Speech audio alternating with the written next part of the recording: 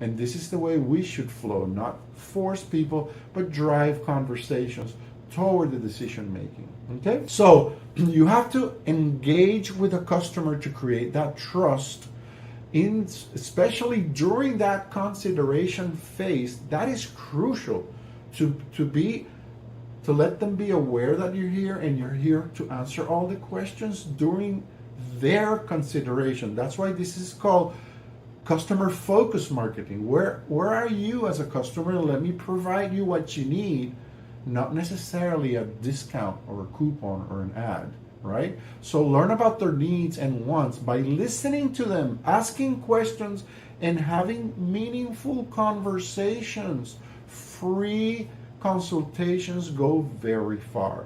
Spend time communicating and delivering valuable information and content to your customers.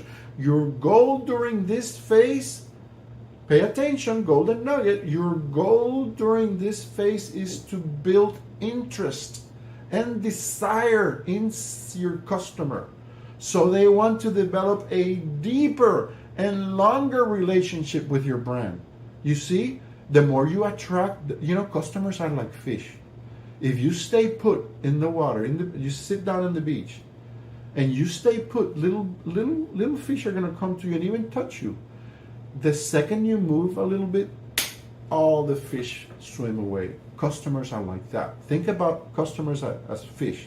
Attract them, but if you move forward to sell them, they're going to swim away. So listen and learn.